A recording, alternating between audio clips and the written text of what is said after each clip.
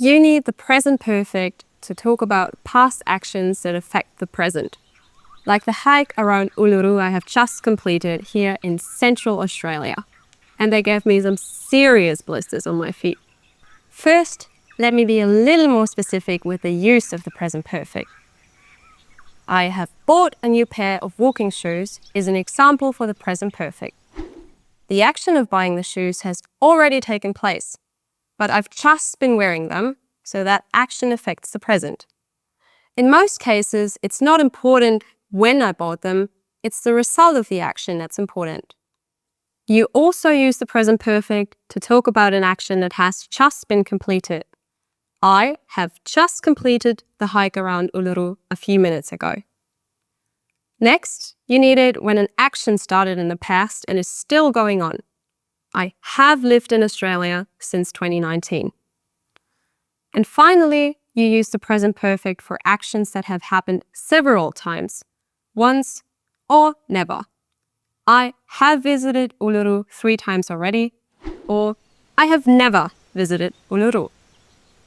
In these 2 examples, you may have spotted some signal words that often go with the present perfect, like never, already, or yet.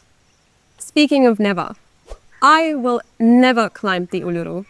As of 2019, it is strictly forbidden to set foot on it. That's because the Uluru is one of the most sacred sites for the Aboriginal people. It plays an important role in their story of the creation of the world, the so-called Dreamtime, a term commonly used to describe important features of Aboriginal spiritual beliefs and existence. Let's go back to the present perfect and how to form a sentence in this tense. For that, you will need the auxiliary verb have or has when using the pronouns he, she, and it. Then you need the past participle of the main verb. For regular verbs, that is the infinitive plus the ending ed. And for irregular verbs, it is the unique third verb form, and that you'll have to memorize.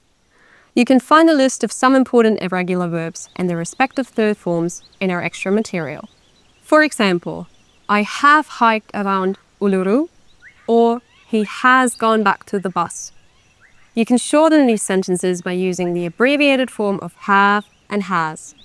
I've hiked around Uluru, or he's gone to the bus.